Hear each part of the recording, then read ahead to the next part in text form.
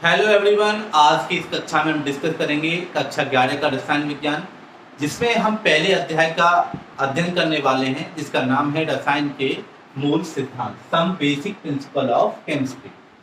तो जो रियल रसायन विज्ञान है वो क्लास 11 से ही प्रारंभ होती है। हम स्टार्टिंग में जो क्लास 10th तक पढ़ते हैं एक विज्ञान ही पढ़ के आते हैं, जो सभी का कॉम्बिनेशन होता है, जिसमें भौतिकी भी होती है यानी फिजिक्स, केमिस्ट्री भी होती है, बायोलॉजी भी होती है और एनवायरमेंटल साइंस भी होती है। लेकिन हम कक्षा 11 में ये सब चीज़ें अलग अलग हो जाती हैं। जैसे फिजिक्स अलग हो जाती है, फिजिक्स की अलग किताब है, केमिस्ट्री अलग हो गई, बायोलॉजी अलग हो गई। तो यहाँ पर हम रसायन विज्ञान का पहला चैप्टर आज प्रारंभ कर रहे हैं, रसायन के मूल सिद्धांत। तो रसायन विज्ञान है क्या? सबसे पहले हमको जानना है कि रसायन विज्ञान क्या है। तो देखिए, रसायन विज्ञान क्या है? जिस विज्ञान के अंतर्गत हम पदार्थों के बनने, उनके संयोग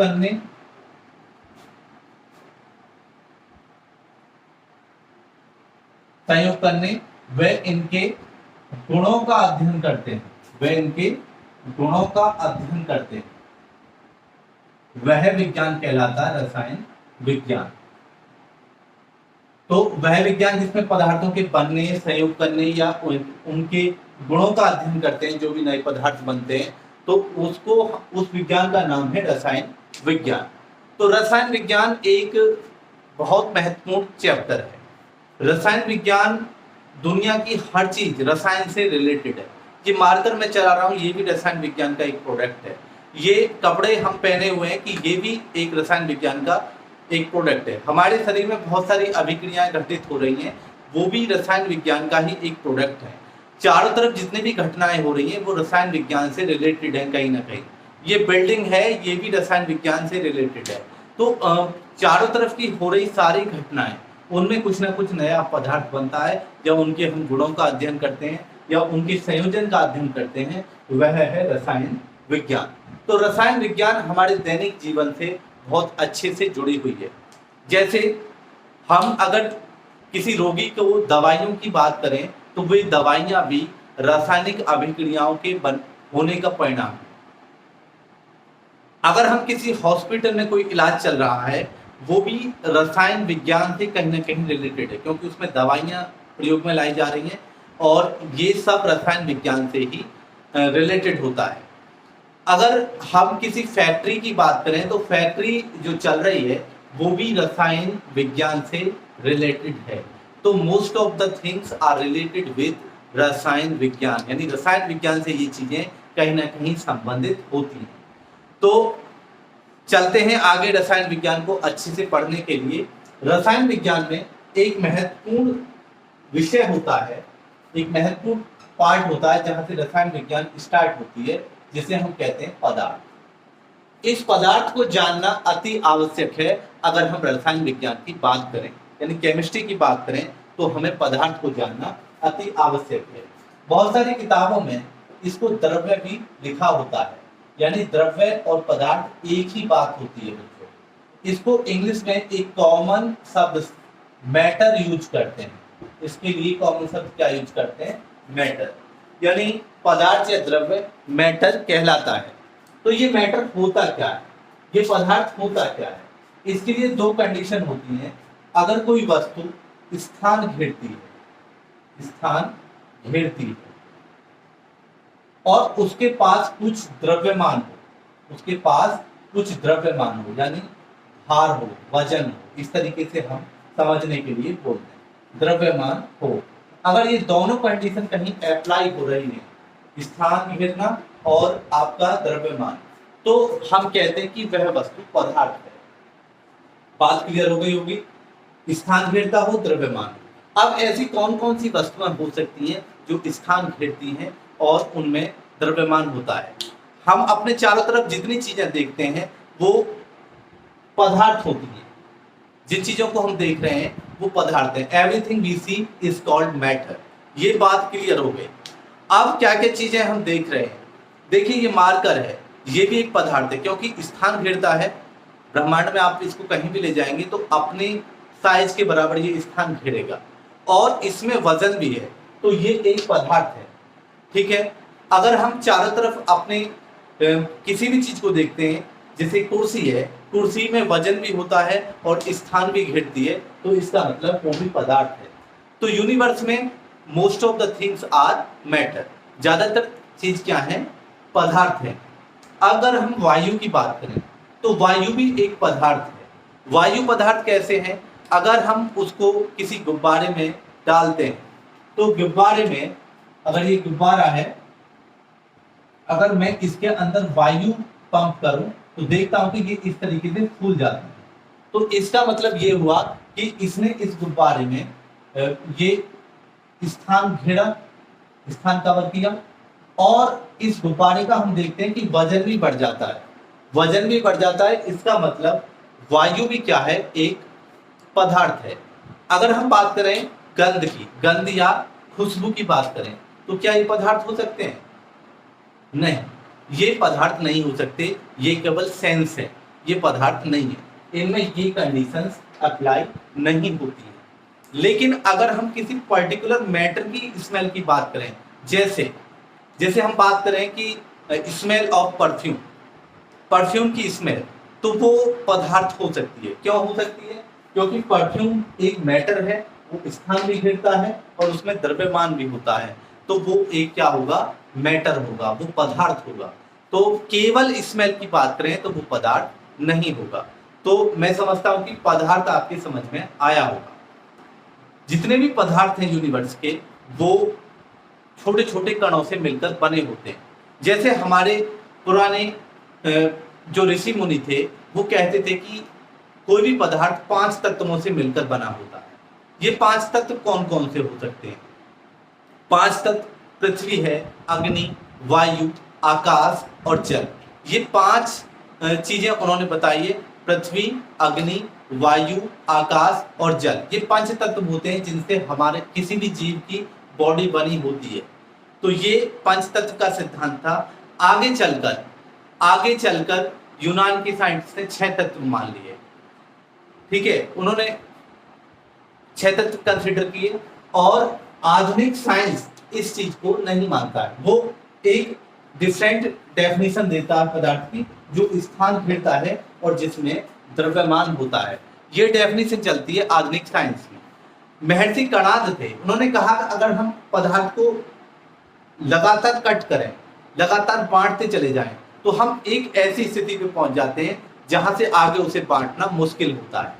तो जहां से बांटना उसको मुश्किल होता है, यानी मैं इस मार्ग को काटने लग जाऊं और छोटे छोटे पीस में काटूं, तो एक स्थान पर ऐसे पहुंच जाऊंगा कि आगे इसको कट करना मुश्किल हो जाएगा। जहां इसको कट करना मुश्किल हो जाएगा, वो छोटे छोटे कण कहलाएंगे परमाणु। वो छोटे छोटे कण क्या कहलाएंगे? परमाणु बोलेंगे उन पदार्थ के। और परमाणु अविभाज्य होते हैं, इंडिविजिबल होते हैं, क्योंकि हम इसे काटते चले जा रहे हैं और एक जगह ऐसे पहुंच जाएंगे कि उन्हें आगे काटना मुश्किल होगा, तो उनको बोलेंगे हम परमाणु।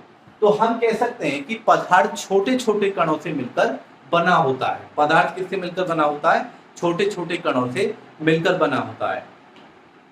इनकी क्या विशेषताएं होती हैं? इन पदार्थ के कणों की क्या विशेषताएं होती हैं, ये हम पढ़ेंगे। क्या विशेषताएं होती हैं? पदार्थ के जो कण होते हैं, पदार्थ के जो कण होते हैं, वो हमेशा गतिमान रहते हैं। पहली विशेषता मैं अगर लिखूं तो वो क्या रहते हैं? हमेशा गतिमान। उनके पास गतिज ऊर्जा होती है। गति के कारण कौन सी ऊर्जा होती है किसी भी कण के पास? गतिज ऊर्जा।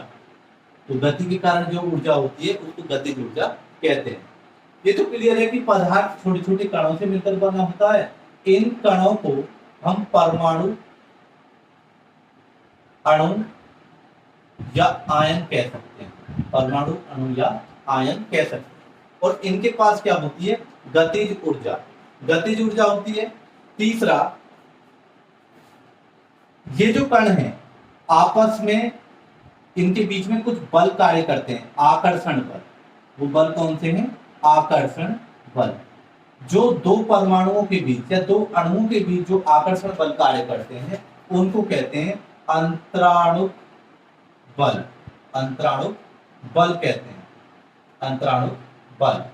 और ये जब गतिमान रहते हैं इनके बीच में थोड़ा गैप भी होता है, जैसे मार्क करें इसके भी परमाणुओं के बीच में गैप होगा, चाहे हम उसे नोटिस कर पाए या नहीं, गैप होगा और उस गैप को कहते हैं अंतराणु अंतराल, अंतराणु अंतराल या दूरी कह सकते हैं,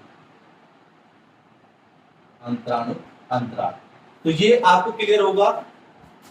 आकर्षण बल को अंतराणु बल यानी intermolecular forces, intermolecular forces English में बोले तो इंटरमोलिकुलर फोर्सेस। और अंतराल को क्या कह सकते हैं, इंटरमोलिकुलर डिस्टेंस या गैप, और इनके पास गतिज ऊर्जा होती है। क्लास 9th में आपने एक कॉन्सेप्ट पढ़ा होगा डिफ्यूजन, विसरण पढ़ा होगा, विसरण।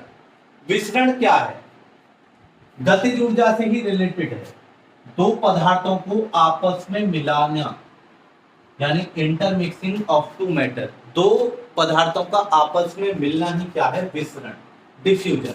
तो दो पदार्थ आपस में कब आसानी से मिलेंगे, तो देखिए गतिज ऊर्जा है,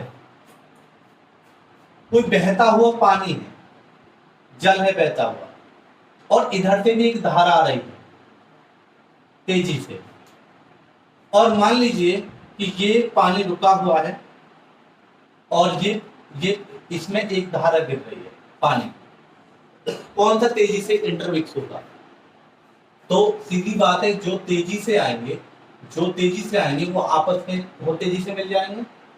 और ये पानी रुका हुआ है, स्टेशनरी है, इसमें पानी है, इसमें धारा आ रही है, पहले यहाँ मिलेगी फिर आगे भी मिलती चली जाएगी, लेकिन ये आपस में बहुत तेजी से इंटरमिक्स होंगे। क्यों, क्योंकि इनमें गतिज ऊर्जा है, तेजी से आए हैं, इनमें स्पीड है, इनकी गतिज ऊर्जा ज्यादा है, तो जिसकी ज्यादा गतिज ऊर्जा होगी वो आसानी से आपस में इंटरमिक्स होंगे।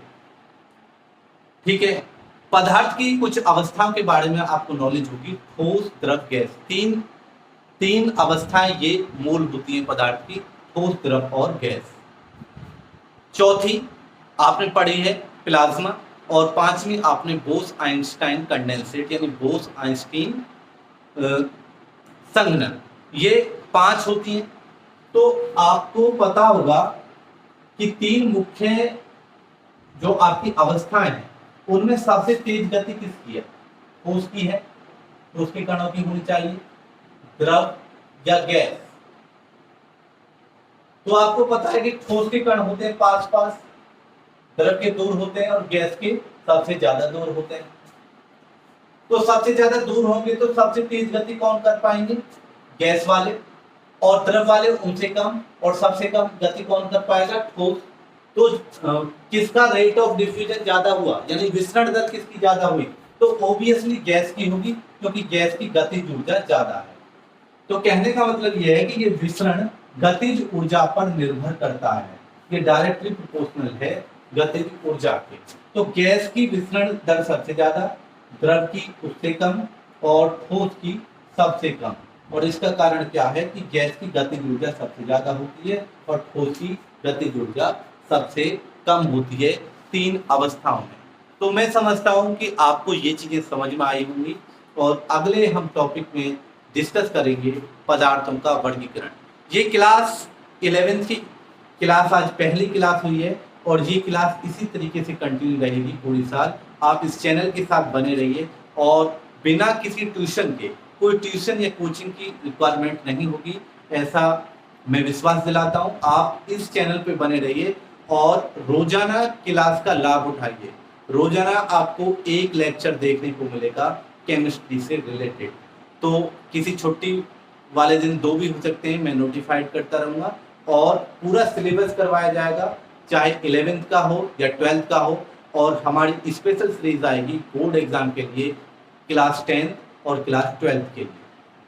तो आप बने रहिए, और जो IIT या नीट की तैयारी करने वाले हैं उनके लिए क्लास 11th भी बहुत इंपॉर्टेंट होती है। तो ये इस कक्षा के साथ बने रहेंगे तो आपको लाभ मिलेगा। तो बने रहिए। जय हिंद, जय भारत।